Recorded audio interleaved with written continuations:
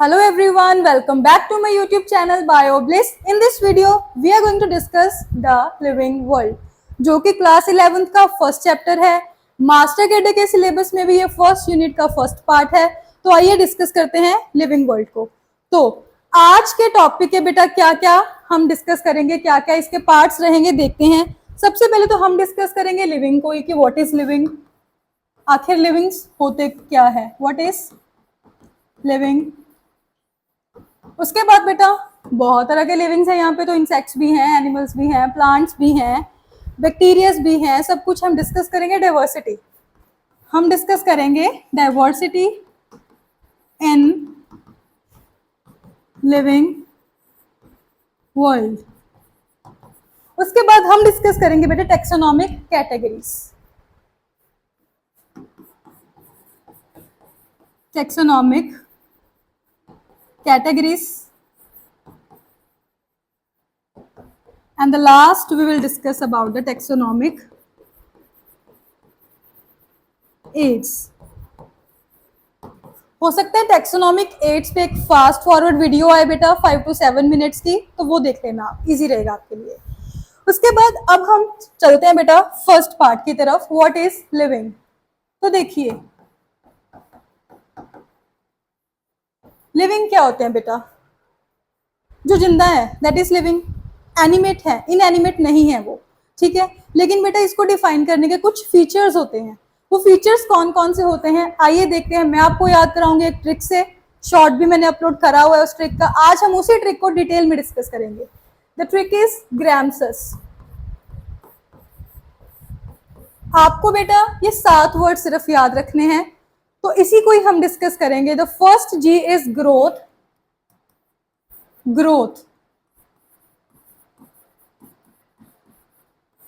Growth क्या है बेटा, किसी भी चीज का मास बढ़ना, या हम कह सकते हैं नंबर ऑफ इंडिविजुअल्स बढ़ना, दैट इज ग्रोथ, राइट। अब मैं छोटी थी जब, तो छोटी थी बिल्कुल इतनी सी, अब बड़ी हो गई तो मेरी ग्रोथ हो रही है, तो मैं लिविंग हूं तो ही ग्रोथ हो रही है।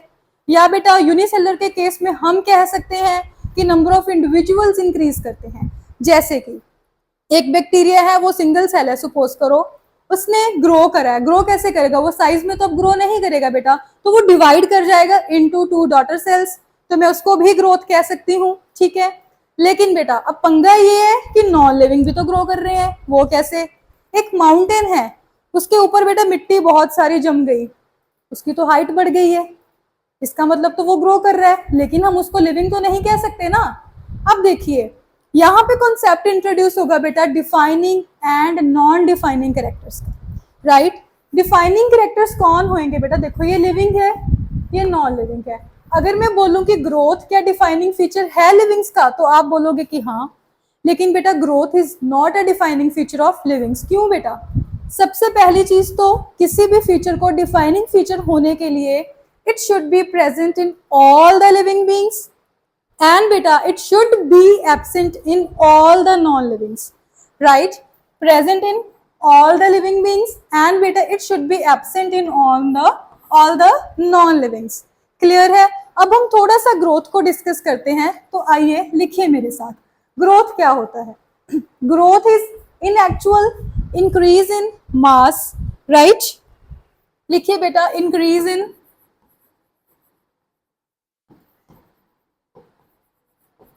mass of organisms, और बेटा नंबर में इंक्रीज होना ऑफ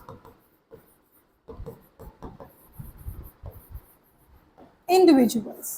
आई होप इतना क्लियर हो गया होगा सभी को। अब हम देखते हैं बेटा, मैंने आपको बताया है कि ग्रोथ तो नॉन लिविंग में भी होती है, तो नॉन लिविंग में ग्रोथ कैसे होती है। देखिए इधर हम डिस्कस करेंगे लिविंग में जो ग्रोथ होती है, फिर हम डिस्कस करेंगे जो नॉन लिविंग में ग्रोथ होती है। डिफरेंस क्या रहता है, देखिए द ओनली डिफरेंस इज कि जो लिविंग में बेटा ग्रोथ होती है इट इज फ्रॉम इंटरनल, अंदर से ग्रोथ होएगी। ऐसे नहीं है कि मैं बाहर आके मास चिपका दूंगी और आप ग्रो कर जाओगे, नो, ठीक है। बट बेटा नॉन लिविंग में जो ग्रोथ रहती है हमारे पास दैट इज एक्सटर्नल। क्लियर है सभी को। उसके बाद देखिए बेटा, जो लिविंग में ग्रोथ होती है that is permanent, permanent growth होती है। ऐसे तो नहीं है मैं बड़ी हो गई हूँ तो कल को मैं छोटी हो जाऊं, ऐसे नहीं होगा, ये परमानेंट ग्रोथ है, इतनी तो मैं रहूंगी ही, ठीक है। वेट लूज हो सकता है, ठीक है, लेकिन बेटा ऐसे नहीं है कि मैं छोटी हो जाऊंगी, तो ग्रोथ परमानेंट रहती है लिविंग में। बट बेटा हो सकता है मैं जाऊं माउंटेन के ऊपर, मैं उसको खोद दूं, मिट्टी उसके गिरा दूं, तो उसकी ग्रोथ रिवर्सिबल है। दूसरी चीज बेटा वो परमानेंट नहीं है, वो टेम्परेरी ग्रोथ होती है नॉन लिविंग्स में। The growth is temporary in non livings, ठीक है। अब देखिए लिविंग में बेटा क्या होता है कि डेड डू नॉट ग्रो। कोई मरा हुआ इंसान तो ग्रो नहीं कर जाएगा, मरा हुआ प्लांट तो ग्रो नहीं कर रहा होता ना, तो डेड डज नॉट ग्रो, ठीक है। नॉन लिविंग में ग्रोथ की आप एग्जांपल लिख सकते हो, जैसे कि बेटा सैंड ड्यून्स, सैंड माउंटेन्स पे ग्रोथ होगी। क्लियर है। अब हम थोड़ा सा डिस्कस करेंगे कि जो लिविंग में ग्रोथ है वो भी आगे बेटा प्लांट्स एंड एनिमल्स में कैसे होती है। देखिए लिविंग में जो ग्रोथ हुई, लिविंग में जो बेटा ग्रोथ हुई वो प्लांट्स में एंड एनिमल्स में कैसे अलग अलग होती है। देखिए प्लांट्स में एंड एनिमल्स में कैसे अलग अलग होती है। आपने देखा होगा प्लांट्स तो बहुत बड़े बड़े होते हैं, इवन कि हमारी बिल्डिंग से भी ऊपर तक की उनकी हाइट होती है, लेकिन लिविंग में ऐसा नहीं होता। ऐसे तो नहीं है कि अगर मैं 100 साल तक जी रही हूं तो हर साल मेरी हाइट बढ़ रही है, ऐसे नहीं होता, ठीक है। तो देखिए एनिमल्स में बेटा डेफिनेट ग्रोथ होती है, लेकिन प्लांट्स में बेटा इनडेफिनेट ग्रोथ होती है, लिमिटेड ग्रोथ नहीं होती प्लांट्स में, ठीक है। तो लिखिए मेरे साथ, प्लांट्स में इनडेफिनेट ग्रोथ होती है एंड बेटा एनिमल्स में डेफिनेट ग्रोथ होती है।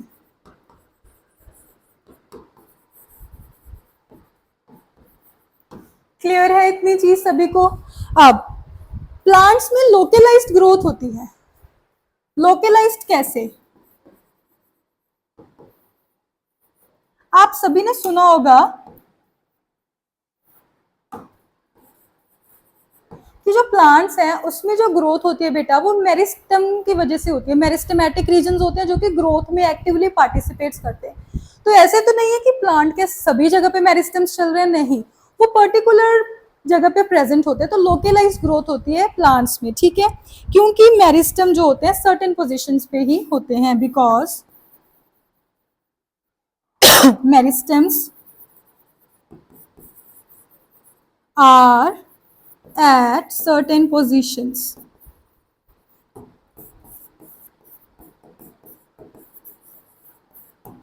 क्लियर हो गया सभी को इतना? अगर बेटा मैं एनिमल्स की बात करूं तो एनिमल में क्या होता है बेटा कि सेल डिवीजन होती है to replace the lost cells, ठीक है। इसमें कुछ ऐसा कॉन्सेप्ट नहीं है कि लोकलाइज्ड ग्रोथ होगी, एक पर्टिकुलर पार्ट पे ग्रोथ होगी। सेल तो थ्रू आउट द बॉडी है, तो सारी जगह पे ग्रोथ रहती है। इधर आप लिखिए कि सेल डिवीजन होती है, cell division occurs to replace the lost cells। Clear हो गया सभी को? यहां तक किसी को कोई भी डाउट नहीं है? तो हम नेक्स्ट मूव करते हैं। अब ग्रोथ तो हो रही है, यूनिसेलुलर भी ग्रो कर रहे हैं बेटा, मल्टी सेलुलर भी ग्रो कर रहे हैं, तो इनमें क्या डिफरेंस है आइए देखते हैं। अब लिविंग में ग्रोथ चल रही है, लिविंग में ग्रोथ चल रही है, और वो भी अब हम डिस्कस करेंगे यूनिसेलुलर एंड मल्टी सेलुलर्स में। यूनिसेलुलर एंड मल्टी सेलुलर में हम ग्रोथ को डिस्कस करेंगे। उसके बाद आप देखिए यूनिसेलुलर में मैं कह सकती हूँ, मैंने आपको ऑलरेडी बताया है कि जो बैक्टीरियाज होते हैं वो मास में ग्रो नहीं करते हैं मोस्टली। वो क्या करेंगे, जब उनको ग्रो करना है they will divide into 2 daughter cells.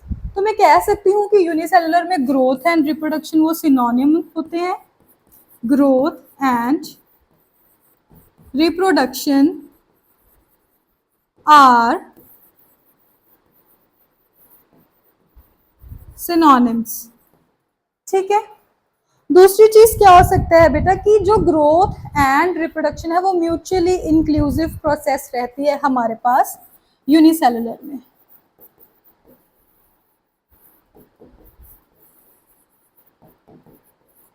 Mutually inclusive process रहती है, एक ही सेल है, उसी के सारे कंपोनेंट्स बेटा मिलके ग्रोथ करवा रहे होते हैं। ठीक है, ऑन दी अदर साइड अगर मैं मल्टी सेलुलर ग्रोथ की बात करूं बेटा तो ग्रोथ एंड रिप्रोडक्शन दोनों डिफरेंट हैं। रिप्रोडक्शन के लिए तो फर्टिलाइजेशन का इवेंट होता है, या बेटा मैं कह सकती हूँ एसेक्सुअल में अगर मैं बताऊं आपको वेजिटेटिव प्रोपगेशन हो सकती है।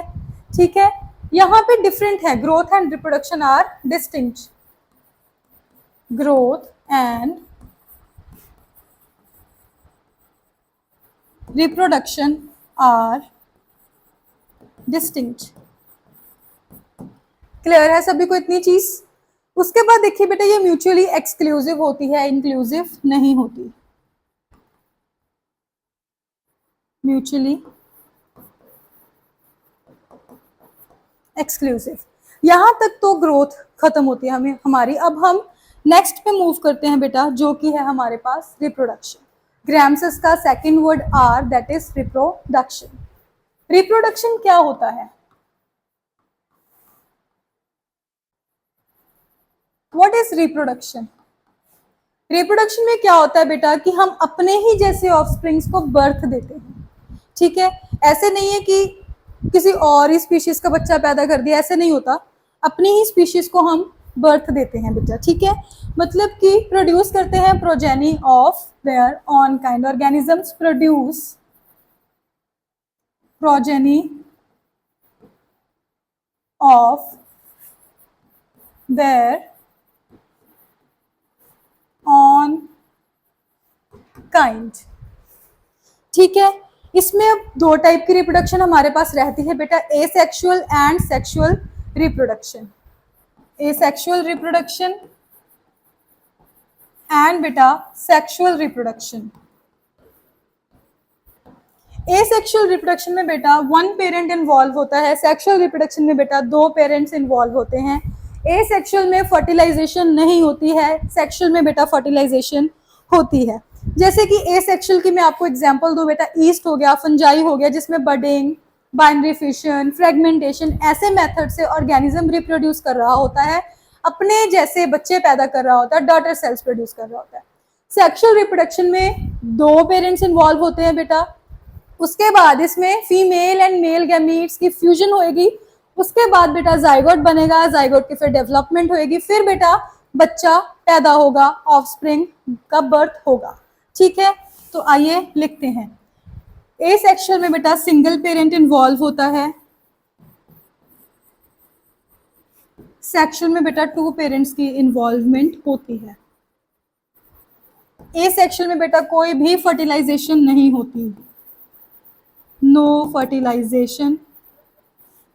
सेक्सुअल में बेटा फर्टिलाइजेशन होती है, fertilisation of male and female gametes. अगर मैं एग्जांपल बताऊं आपके, जैसे कि फंजाई हो गया एसेक्सुअल में, ईस्ट हो गया बेटा, अमीबा हो गया, ये सारे बेटा एसेक्सुअली रिप्रोड्यूस करते हैं। मेथड्स बेटा कोई भी रह सकते हैं हमारे पास, बडिंग हो सकती है, बाइनरी फ्यूजन हो सकता है बेटा, फ्रेगमेंटेशन हो सकता है। राइट, अब सेक्सुअल की अगर मैं बात करूं, सेक्सुअल में हमारे पास एग्जांपल्स रहती हैं बेटा, एनिमल्स हो गए, प्लांट्स हो गए। प्लांट्स कौन से बेटा? फ्लावरिंग प्लांट्स हो गए। ठीक है, वो सेक्सुअल रिप्रोडक्शन शो करते हैं। अब आती है हमारे पास वही बात कि क्या रिप्रोडक्शन डिफाइनिंग फीचर है?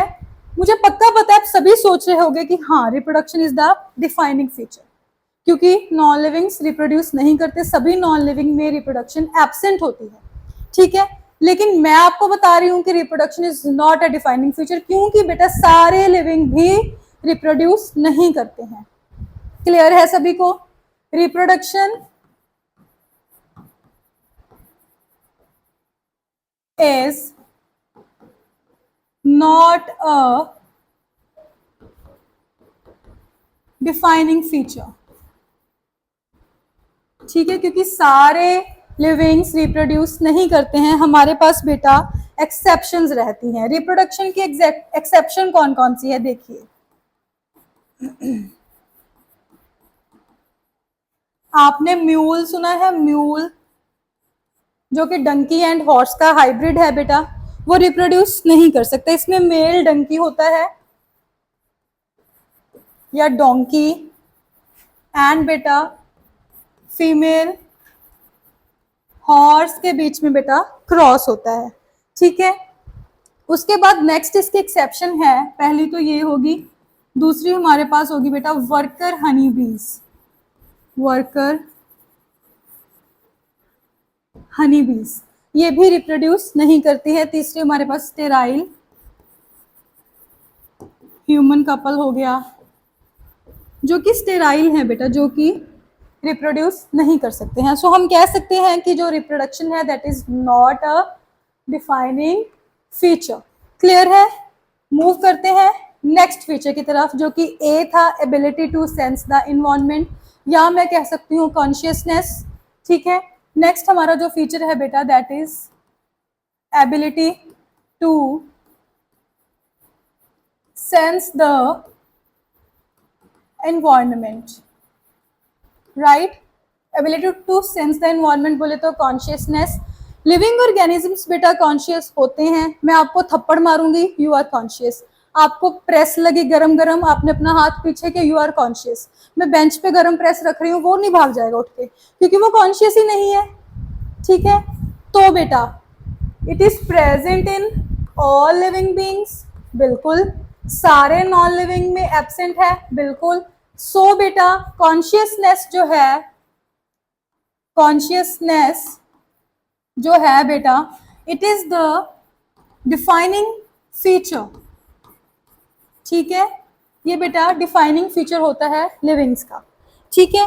अब देखिए कौन कौन से इन्वायरमेंट स्टिमुलेंट्स को मैं सेंस कर पाऊंगी, एक लिविंग ऑर्गेनिज्म सेंस कर पाएगा। उसमें बेटा फिजिकल भी आ सकते हैं हमारे पास, फिजिकल फैक्टर्स, जैसे कि बेटा बहुत गर्मी होगी तो मुझे पसीना आ रहा है, मैं नहीं बियर कर पा रही हूँ, तो मैं कॉन्शियस हूँ अपने एनवायरनमेंट को लेकर के। बेंच तो नहीं कह सकता कि मुझे गर्मी लग रही है मुझे जाने दो, ऐसा नहीं होगा। केमिकल्स हो सकते हैं बेटा, केमिकल फैक्टर्स, जैसे कि हमारे प्लांट्स करते हैं पॉल्यूटेंट्स को सेंस, ठीक है। पॉल्यूटेंट्स को सेंस करते हैं।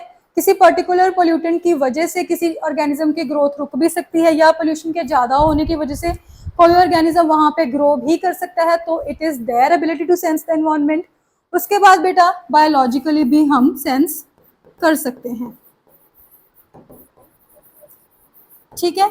अगर बेटा मैं आपको इसके एग्जाम्पल बताऊं तो आपने देखा होगा फोटो पीरियोडिज्म प्लांट्स में ऑब्जर्व करा है, ठीक है। अब बेटा सनफ्लावर ले लो आप, सनफ्लावर ने देखा उस तरफ रोशनी है, सूरज है, वो ग्रो कर रहा है, वो सेंस किसको कर रहा है? सनलाइट को। आपने कुछ प्लांट्स देखे होंगे जो कि सन की तरफ ऐसे बेंड करते हैं, झुकते हैं, फोटोट्रोपिज्म शो कर रहे हैं, that also comes under the consciousness ability to sense the environment, ठीक है।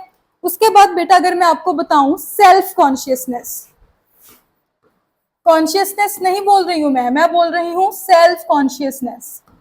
तो ये हमारी प्रीवियस एनसीईआरटी में मेंशन था, आज की एनसीईआरटी में तो कुछ दे ही नहीं रखा है, ठीक है, लेकिन आपको करना है ये। सेल्फ कॉन्शियसनेस बेटा यूनिक फीचर है ह्यूमंस का, it is the unique feature of humans, ठीक है। अब बेटा देखिए ह्यूमंस का यूनिक फीचर है सेल्फ कॉन्शियसनेस, और कोई भी स्पीशीज ऐसी नहीं है जो कि सेल्फ कॉन्शियसनेस कर सकती हो। अब देखो बेटा क्या रहता है कि जैसे हमारे पास कोमा पेशेंट्स होते हैं या ब्रेन डेड होते हैं बेटा, वो सेल्फ कॉन्शियसनेस शो नहीं करते हैं, ठीक है।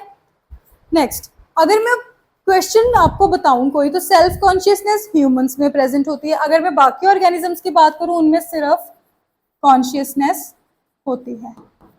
कॉन्शियसनेस मतलब ऑल ऑर्गेनिजम्स में प्रेजेंट रहेगी, और बेटा सेल्फ कॉन्शियसनेस सिर्फ और सिर्फ ह्यूमंस में प्रेजेंट रहेगी। क्लियर है? अब हम नेक्स्ट पे मूव करते हैं एम, जो कि है मेटाबॉलिज्म। मेटाबॉलिज्म क्या है? Sum total of all the reactions occurring in our body, यानी कि लिविंग ऑर्गेनिजम्स में जितनी भी रिएक्शंस हो रही है वो सारी मेटाबॉलिज्म है। ठीक है, बायोलॉजिकल रिएक्शंस है वो सारी, वो कैटाबॉलिज्म भी हो सकती है, एनाबॉलिज्म भी हो सकती है। मैंने ऑक्सीजन को रेस्पायर करा, फूड को ब्रेक डाउन करा, एटीपी रिलीज कर दी, that is the example of catabolism. अगर मैं प्लांट्स की बात करूं, उन्होंने सनलाइट ली, कार्बन डाइऑक्साइड वाटर को कंबाइन करा, कार्बोहाइड्रेट्स बनाए, ऑक्सीजन को रिलीज करा, that is the anabolic process. ठीक है, अब मेटाबॉलिज्म में हम दो चीजें पढ़ेंगे। पहले इसकी डेफिनेशन लिखेंगे, it is the some total of all the reactions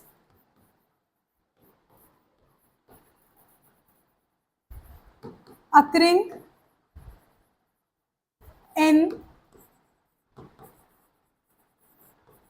organisms। ठीक है, इसमें आगे दो है हमारे पास, कैटाबॉलिज्म एंड बेटा एनाबॉलिज्म।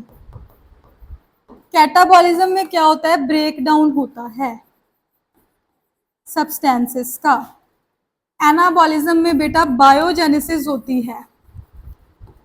अगर मैं इसकी आपको एग्जांपल बताऊं तो कैटाबॉलिज्म की एग्जांपल हमारे पास रहती है रेस्पिरेशन। एनाबॉलिज्म की एग्जांपल हमारे पास रहती है बेटा फोटोसिंथेसिस। अब देखिए, मेटाबॉलिक रिएक्शंस को मैं इन विट्रो भी परफॉर्म कर सकती हूँ, लैब में भी परफॉर्म मैं इनको कर सकती हूँ, लेकिन बेटा मैंने उनको लैब में परफॉर्म करा, ठीक है, वो नॉन लिविंग थिंग है, बट बेटा वो नॉन लिविंग रिएक्शन नहीं है। ठीक है, तो मतलब मैं कह सकती हूँ कि metabolism is present in all living beings and it is absent in all non livings. तो मेटाबॉलिज्म भी बेटा डिफाइनिंग फीचर है हमारे पास, मेटाबॉलिज्म भी हमारे पास डिफाइनिंग फीचर है। क्लियर हुआ इतना सभी को? उसके बाद देखो बेटा, सी था हमारे पास, ग्रामसेस पढ़ रहे थे हम, GRAMCES। ग्रोथ कर ली, रिप्रोडक्शन कर लिया, ability to sense the environment कर लिया, मेटाबॉलिज्म भी कर लिया। अब हम मूव करते हैं बेटा सी पे। C is the cellular organisation. आप सभी को पता है कि anything less than a complete cell is not considered living. दूसरी चीज आपको पता है, cell is the structural and functional unit of life. तो बात करते हैं सेलुलर ऑर्गेनाइजेशन की।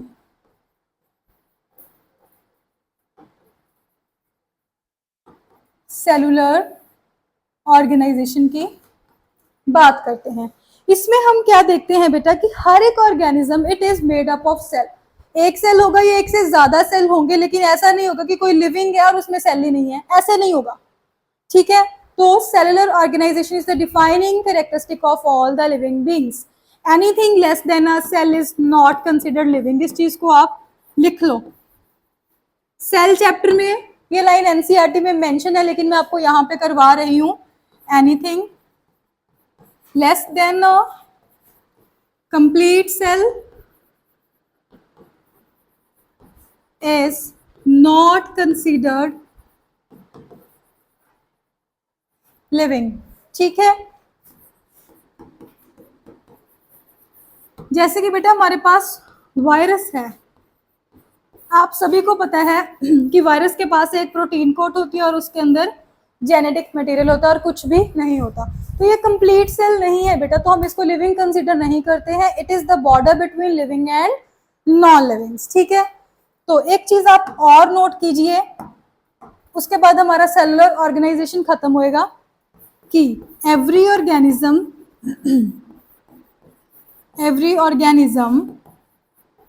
Is made up of one or more than one cell। I hope इतना सभी को क्लियर हो गया होगा। डिफाइनिंग फीचर है ये, cellular organisation is defining feature. अब हम चलते हैं इमर्जेंस की तरफ, जो कि है नेक्स्ट फीचर लिविंग्स का, दैट इज इमर्जेंस। इमर्जेंस क्या होता है बेटा? टिश्यूज की एबिलिटी होती है which is not present in constituent molecules, but वो इंटरेक्शन की वजह से इमर्ज हो रहा है, दैट इज इमर्जेंस। ठीक है, तो लिखिए property of tissues present not because of constituent molecules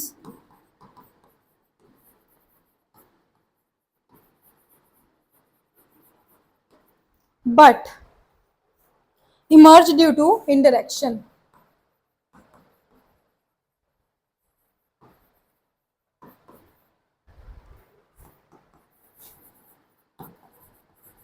interaction की वजह से कोई भी टिश्यू, कोई भी सेल प्रॉपरली काम करेगा, दिस इज इमर्जेंस।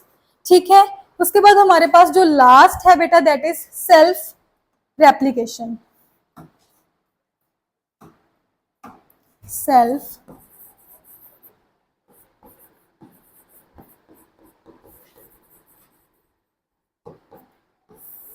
रेप्लिकेशन, हर एक ऑर्गेनिज्म खुद ही रेप्लिकेट करता है, यानी कि रिप्रोड्यूस कर रहा है, सेम हो गया, दिस इज सेल्फ रेप्लिकेशन।